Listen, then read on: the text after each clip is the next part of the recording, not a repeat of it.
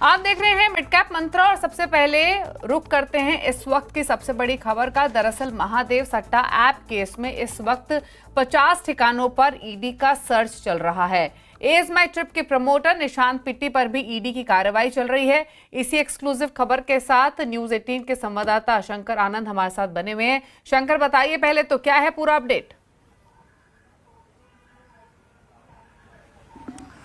केंद्रीय जांच agency ED के द्वारा इस वक्त में 50 से ज्यादा लोकेशन पर सर्च ऑपरेशन की कार्रवाई को अंजाम दिया जा रहा है और इस सर्च ऑपरेशन के दौरान में राजधानी दिल्ली, मुंबई, चेन्नई, चंडीगढ़ और इसके साथ साथ राजस्थान के जयपुर में भी सर्च ऑपरेशन की कार्रवाई को अंजाम दिया जा रहा है। और ये जो पूरा मामला है, ये मामला महादेव सट्टा ऐप से जुड़ा मामला है। महादेव सट्टा ऐप की अगर बात करें, इसी मामले में पिछले 2 सप्ताह पहले ही जांच एजेंसी सीबीआई के द्वारा एक केस रजिस्टर किया गया था, वो भूपेश बघेल के खिलाफ रजिस्टर किया गया था। हालांकि ईडी के द्वारा उससे पहले से ही महादेव सट्टा ऐप मामले में कार्रवाई जो है, तफ्तीश की कार्रवाई चल रही थी। लेकिन पिछले कुछ दिनों पहले जिस तरह से कुछ नए इनपुट्स मिले थे जांच एजेंसी ईडी को, उसी के द्वारा इस मामले में तफ्तीश का दायरा आगे बढ़ाया गया है। और ईडी की जो रायपुर स्थित जो जोन दफ्तर है, उसके द्वारा इस मामले पर तफ्तीश की कार्रवाई को आगे बढ़ाया जा रहा है। और इसी सर्च ऑपरेशन के दौरान इज माई ट्रिप के जो निशांत हैं, उनके यहाँ पर सर्च ऑपरेशन की कार्रवाई को अंजाम दिया जा रहा है। और अब सवाल उठता है कि इज माई ट्रिप का इसमें कनेक्शन क्या है, किस तरह से इसका नाम सामने आया है। तो इस मामले में हालांकि अभी औपचारिक तौर पर जांच एजेंसी के द्वारा कुछ साझा नहीं किया गया है, लेकिन इस मामले में हमारे सूत्र ने कहा है कि जिस तरह से इस मामले में कई अलग अलग जगहों पर बकायदा कई अलग अलग जो गुर्गे हैं जो इस महादेव सट्टा ऐप से जुड़े हुए थे, उसका कनेक्शन रहा है। और कई लोगों को विदेश भेजना और उसको प्रलोभन देना, तो इस तरह का भी मामला आया था। तो इस मामले में निशांत का और निशांत की जो कंपनी है इज माई ट्रिप, उसका रोल क्या है, इसको विस्तार से खंगाला जा रहा है। और आज देर शाम तक इस मामले में औपचारिक तौर पर तमाम जानकारियों को साझा किया गया है। हालांकि इज माई ट्रिप जो कंपनी है, उसके द्वारा भी अभी तमाम जानकारियों को साझा नहीं किया गया है। लेकिन देखना लाजमी होगा कि कंपनी के द्वारा और जांच एजेंसी के द्वारा औपचारिक तौर पर किस तरह से तमाम जानकारियों को साझा किया जाएगा। फिलहाल इस मामले में जो हमारे सूत्र बताते हैं कि आज जो 50 लोकेशन पर सर्च ऑपरेशन की कार्रवाई को अंजाम दिया जा रहा है, उसमें इज माई ट्रिप के जो प्रमोटर हैं, प्रमुख प्रमोटर हैं निशांत, उसके यहाँ पर इस सर्च ऑपरेशन की कार्रवाई को अंजाम दिया जा रहा है। और सर्च ऑपरेशन के दौरान में काफी महत्वपूर्ण दस्तावेजों को, इलेक्ट्रॉनिक एविडेंस को इकट्ठा किया गया है, जिसे अब बाद में जांच एजेंसी के द्वारा खंगाला जाएगा और देखा जाएगा कि किस तरह से उसके खिलाफ तमाम सबूत जो हैं बरामद किया गया है। तो एक तरह से कहा जा सकता है कि महादेव सट्टा ऐप जो ये मामला है, अपने आप में बेहद चर्चा का केंद्र बना हुआ है। जिस तरह से पिछले कुछ समय पहले ईडी के द्वारा कई लोकेशन पर सर्च ऑपरेशन को अंजाम दिया गया था, उसी दौरान में कई जो नए इनपुट्स मिले हैं, उसके आधार पर आज 50 से ज्यादा लोकेशन पर सर्च ऑपरेशन की कार्रवाई को अंजाम दिया जा रहा है। तो एक तरह से कह सकते हैं कि हमें देर शाम तक इंतजार करना पड़ेगा, जब जांच एजेंसी के द्वारा औपचारिक तौर पर बताया जाएगा कि इस मामले में इज माई ट्रिप का रोल क्या रहा है, उस कंपनी के प्रमोटर का रोल क्या रहा है, और किस तरह से उसके यहाँ पर जब सर्च ऑपरेशन करने के लिए टीम गई थी, तो वहां से किस तरह से तमाम इलेक्ट्रॉनिक एविडेंस को इकट्ठा किया गया है, ये देखना लाजमी होगा। जी बिल्कुल, शुक्रिया आपका शंकर तमाम डिटेल्स बताने के लिए। तो हर पर्सपेक्टिव से क्या अपडेट है डिटेल में यहाँ पर शंकर आनंद ने बताया। छापेमारी चल रही है, एज माई ट्रिप के प्रमोटर निशांत पिट्टी पर भी ईडी की सर्च चल रही है और इलेक्ट्रॉनिक आइटम्स जो है उनको जब्त किया जाएगा, सबूत इकट्ठा करने की कोशिश की जाएगी और साथ ही साथ जानने की कोशिश की जाएगी कि एक्चुअल में इजी माई ट्रिप का क्या रोल है इस पूरे ही मैटर में। और इनफैक्ट इम्पॉर्टेंट ये है कि जैसे कहा शंकर आनंद ने कि शाम तक प्रिसाइज डिटेल सामने होंगी, कुछ और बातें यहाँ पर सामने निकल कर आएंगी। तो जो पूरा अपडेट रहेगा वो आपके सामने रखेंगे। लेकिन इस बीच इंपॉर्टेंट खबर और नेगेटिव खबर इज माई ट्रिप के लिए, इज माई ट्रिप इन्वेस्टर्स के लिए। स्टॉक दिन के लोअर लेवल्स पर अभी ट्रेड कर रहा है, 3.5% की गिरावट ऑलरेडी देखने को मिल रही है। तो एकाएक यहाँ पर एक स्लाइड स्टॉक में आते हुए दिखाई दिया है। ओशो हमारे साथ बने हुए। ओशो, एक राय आपकी, is my trip per day लो पर ट्रेड कर रहा है। वेरी गुड आफ्टरनून दीपाली जी। सी ओवरऑल मुझे लगता है ईज माई ट्रिप का जो टेक्निकल सेटअप है वो थोड़ा कंसोलिडेशन जोन पे है। प्रीवियस 2-3 हफ्ते से एक अच्छा कंसोलिडेशन बेस फॉर्मेशन हो रहा है काउंटर का 12 रुपीज के आसपास। बट आज ऑब्वियसली न्यूज फ्लो की वजह से थोड़ा सा नेगेटिव सेंटिमेंट है। बट टेक्निकल लेवल्स पे मुझे लगता है 11.80 एंड 12 रुपीज का एक सपोर्ट जोन है। एंड हायर लेवल्स पे जब तक एक ब्रेक थ्रू नहीं आता है 13.50 के ऊपर, तब तक स्ट्रॉन्ग कन्विक्शन इस काउंटर में बाइंग की तरफ देखने को नहीं मिल सकती। ओके, स्टॉक अब और कमजोर होते हुए 4.5% नीचे इस समय ट्रेड कर रहा है। इजी ट्रिप का स्टॉक 12.72 रुपए के लेवल्स देखने को मिल रहे हैं। बहुत सारे एडजस्टमेंट स्टॉक में हुए हैं, कभी बोनस, कभी स्प्लिट। उसके बाद हमने इस साल की शुरुआत में देखा भी था, निशांत पिट्टी ने स्टेप डाउन किया था एज अ सीईओ, और जो उनके कजन हैं रिकंत पिट्टी, उन्होंने कामकाज संभाला था एज अ सीईओ। बाद में उन्होंने हालांकि ये कहा निशांत पिट्टी ने कि वो चेयरमैन बने रहेंगे कंपनी के और इंटरनेशनल एक्सपेंशन पर फोकस कर रहे हैं। बट काफ़ी कुछ हुआ है इस स्टॉक में, और अब तो इनफैक्ट जो ये खबर अभी बताई शंकर आनंद ने वो भी काफ़ी नेगेटिव है और कंसर्निंग है, क्योंकि महादेव सट्टा ऐप से जुड़ा ये पूरा मामला है। ईडी की सर्च जारी है और तमाम जो फर्दर प्रिसाइज डिटेल्स होंगी वो शाम में हमारे सामने होंगी, लेकिन एक रिएक्शन डेफिनेटली स्टॉक में इस नेगेटिव खबर का आते हुए दिखाई दे रहा है। स्टॉक 12.60 रुपए पर अब कर रहा है ट्रेड। 6% ये लुढ़क चुका है इस समय, दिन के लोअर लेवल्स पर कारोबार कर रहा है। ऑलमोस्ट 6.25% की गिरावट देखने को मिल रही है। तो जैसे जैसे और डिटेल्स हमारे सामने आएंगी, इजी ट्रिप का रोल हमारे सामने आएगा, आपके साथ शेयर करेंगे। लेकिन स्टॉक इस समय दिन के लोअर लेवल्स पर कारोबार करते हुए दिखाई दे रहा है आज के सेशन में। चलिए आगे बढ़ेंगे, स्टॉक पर तो नजरें बनी रहेंगी और डिटेल्स आपके सामने आगे बढ़कर लेकर आएंगे। एंजल वन के ओशो कृष्णन ऑलरेडी हमारे साथ बने हुए हैं, जिन्होंने भी राय भी दी भी इजी ट्रिप पर।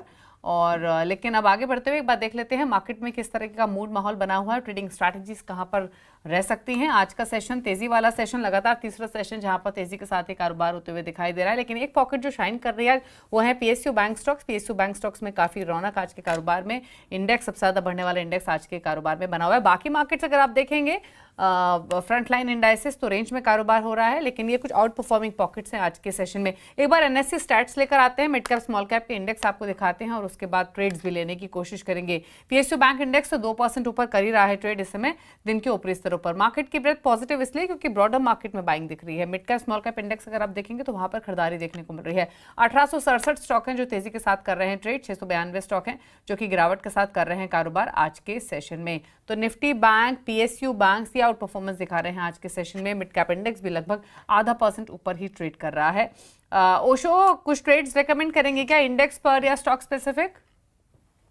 यस, मुझे लगता है कि यहाँ पे बैंकिंग या ओवरऑल बीएफएसआई में काफी स्ट्रांग बाइंग देखने को मिल रही है। तो बीएफएसआई में बैंक निफ्टी को नजर में रखते हुए मुझे लगता है जिस हिसाब का कल ब्रेकआउट आया है 52,000 का, तो नेक्स्ट जो इसका टारगेट आ रहा है पोजिशनली वो 53 एंड 53,200 का है पोजिशनल टारगेट। बट ऑब्वियसली अगर पिछले 2 दिन में हम देखें तो नियरली 4% का मूव बैंक निफ्टी दिखा चुका है, तो थोड़ा बाय ऑन डिप का अप्रोच रखना चाहिए। 52,500 का सपोर्ट है, अगर डिप आता है तो बाई करें। हायर लेवल्स पे मुझे लगता है 53,000 फॉलोड बाय 53,200 के टारगेट्स हमें कल तक देखने को बिल्कुल मिल सकते हैं बैंक निफ्टी में। एंड वही स्टॉक स्पेसिफिक एक्शन देखें तो 2 बाई के रिकमेंडेशन है। सबसे पहला बाई का रिकमेंडेशन है कल्याण ज्वेलर्स में। कल्याण ज्वेलर्स में कंसोलिडेशन ब्रेकआउट फॉर्मेशन बनते हुए दिखाई दे रहा है। करंटली 525 के आसपास होवर कर रहा है काउंटर, सो करंट लेवल्स पे बाई करने की सलाह है। 510 का स्टॉप लॉस मेंटेन करें काउंटर में, एंड हायर लेवल्स पे नियरली 550 तक के टारगेट्स देखने को मिल सकते हैं। एंड सेकंड स्टॉक का रिकमेंडेशन है container corporation of India. Concor में देखें तो कॉनकॉर में भी एक अच्छा मोमेंटम बनते हुए दिखाई दे रहा है एंड अच्छे सपोर्ट जोन पे है काउंटर जहां से रिवर्स कर रहा है। तो मुझे लगता है आने वाले दिन में एक अच्छा बाइंग ट्रैक्शन देखने को मिल सकता है। कॉनकॉर पे 700 के आसपास होवर कर रहा है, तो करंट लेवल्स पे बाई करें। 680 का स्टॉप लॉस मेंटेन करना है एंड अप्रोक्सीमेटली 730 से 40 तक के टारगेट्स देखने को मिल सकते हैं। तो ये रही ट्रेड आपके लिए ओशो की तरफ से। लेकिन इस बीच इजी ट्रिप का स्टॉक आपको दिखाएंगे। अभी अभी इनफैक्ट इसने 12 के स्तर को भी तोड़ा था, 10% स्लाइड हुआ था। फिलहाल 7.5-8% की गिरावट अभी भी देखने को मिल रही है, लेकिन अभी अभी इस पे 12 रुपए के नीचे के लेवल्स भी आते हुए दिखाई दिए थे। तो अलर्ट रहिए, कॉशियस रहिए इस स्टॉक पर, क्योंकि जो डेवलपमेंट्स हो रही हैं, जो खबर सामने आई है वो नेगेटिव है इस कंपनी के पर्सपेक्टिव से। लेकिन चलिए आगे बढ़ेंगे और अब बात करते हैं रिजल्ट्स की। बाजार की नजर आज आने वाले विप्रो की Q4 नंबर्स पर है। कैसे रहेंगे नंबर्स बताने के लिए आशीष वर्मा है हमारे साथ। आशीष, गुड आफ्टरनून, क्या एक्सपेक्टेशंस विप्रो से? हाय, गुड आफ्टरनून। विप्रो, पहले तो ध्यान रखिएगा आज बाजार बंद होते से ही इसके तिमाही नतीजे आ रहे होंगे, और जहां तक एक्सपेक्टेशन की बात है, रहेगा तो कमजोर क्वार्टर ही। तो कांस्टेंट करेंसी में आए 0.5% गिरेगी। इस कंपनी ने गाइड कर रखा था पिछले क्वार्टर में कि इस बार आएंगे -1% से +1%, तो उसके लोअर एंड की तरफ जा रहे होंगे। क्यों? क्योंकि भाई अनसर्टेनिटी बढ़ रही है, इनके लिए मैन्युफैक्चरिंग वर्टिकल इंपॉर्टेंट है, वो खासा शायद धीमा पड़ रहा होगा। मार्जिन्स फ्लैट एक्सपेक्टेड है। लास्ट क्वार्टर Q3 के एंड में 17.5% के मार्जिन थे, मोटा मोटी उसी रेंज में सारी ब्रोकरेजेस मान के चल रही मार्जिन देखने को मिलेंगे। क्यों ऐसा?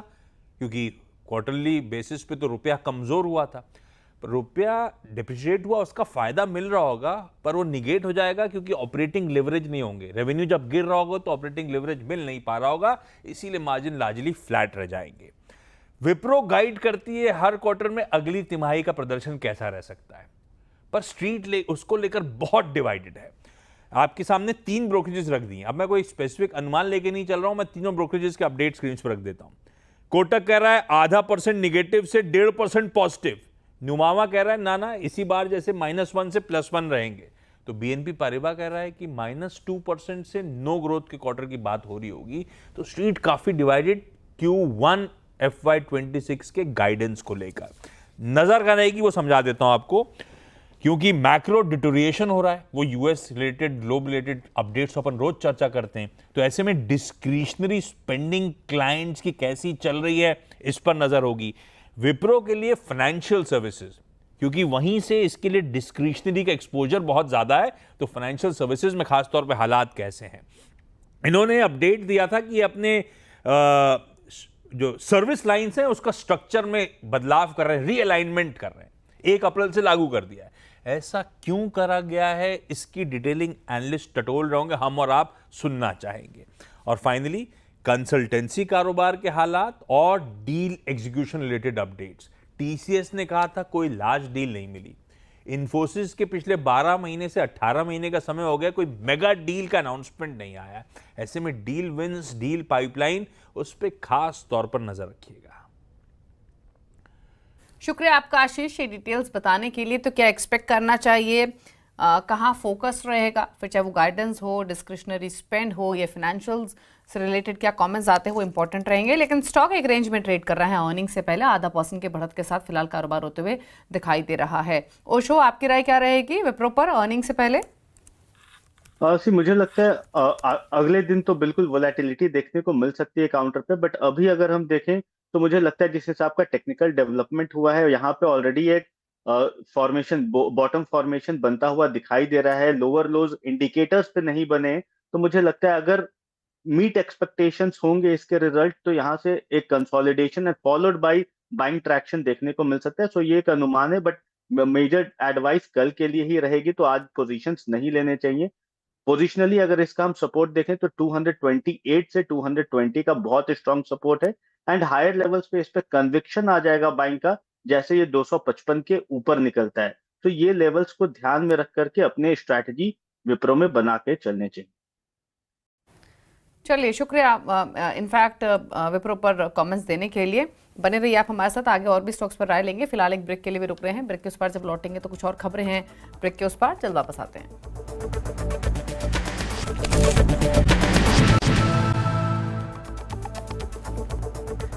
आप देख रहे हैं मिड कैप मंत्रा। रुक करते हैं कुछ और खबरों का। अगले हफ्ते वित्त मंत्री निर्मला सीतारमण अमेरिका के दौरे पर जाएंगी और भारत और यूएस के बीच प्रस्तावित BTA और रेसिप्रोकल टैरिफ से पैदा संकट पर भी चर्चा हो सकती है। और डिटेल्स के साथ लक्ष्मण रॉय हमारे साथ मौजूद हैं। लक्ष्मण, बताइए क्या एक्सपेक्ट करना चाहिए इस मीटिंग से, कब ये मीटिंग होगी, क्या डिटेल्स? देखिए, जो मुझे सूत्रों से जानकारी मिली है उसके मुताबिक अगले हफ्ते 21 तारीख को वित्त मंत्री निर्मला सीतारमण यूएस दौरे पर जाएंगी और 26 तारीख तक का ये दौरा है। और औपचारिक तौर पर इस दौरे का मकसद ये है कि IMF इंटरनेशनल मॉनेटरी फंड की जो बैठक होती है, स्प्रिंग मीटिंग, उसमें हिस्सा लेंगी, वर्ल्ड बैंक की बैठक में हिस्सा लेंगी, और इसके अलावा साइड में यूएस ट्रेजरी सेक्रेटरी से उनकी मुलाकात होनी है, इन्वेस्टर्स हैं उनसे बैठक होनी है, कई दिग्गज कंपनियों को CEO के साथ भी बैठक हो सकती है। और इन बैठकों के दौरान संभावना जताई जा रही है कि यूएस रेसिप्रोकल टैरिफ से जो हालात उपजे हैं उस पर भी चर्चा हो, उससे भारत अपना पक्ष यहाँ पे रख सकता है। हालांकि इस रेसिप्रोकल टैरिफ से बातचीत करने की जिम्मेदारी उद्योग मंत्रालय, विदेश मंत्रालय पर है, लेकिन चूंकि वित्त मंत्रालय एक अहम भागीदार निभाता है, वित्त मंत्री वहां पर है, तो माना जा रहा है कि अलग अलग बैठकों के दौरान ये मुद्दा उठ सकता है और वहां पे एक अपना पक्ष रख करके इस मामले का किस तरीके से भारत इस पक्ष को बेहतर तरीके से रखे, कैसे दोनों देशों के बीच कारोबार को ज्यादा बढ़ावा दिया जाए, इन सारे मुद्दों पर चर्चा होने की संभावना जताई जा रही है। तो वित्त मंत्री का अगले हफ्ते का यूएस दौरा इस मायने में काफी अहम माना जा रहा है। शुक्रिया आपका लक्ष्मण, डिटेल्स बताने के लिए। तो इम्पोर्टेंट रहेगा डेफिनेटली यूएस दौरा, और जो लेटेस्ट डेवलपमेंट्स हुई हैं टैरिफ्स रिलेटेड, उस पर्सपेक्टिव से भी क्या बातचीत हो सकती है, वो भी इम्पोर्टेंट रहेगा। लेकिन काफ़ी कुछ एक्सपेक्ट किया जा रहा है इस पूरी ही मीटिंग से। इसी के साथ एक ब्रेक के लिए रुक रहे हैं, लौटेंगे तो कुछ और खबरें लेकर आएंगे, साथ ही दिखाएंगे आपको खिलाड़ी भवन का अपडेट। चल वापस आते हैं।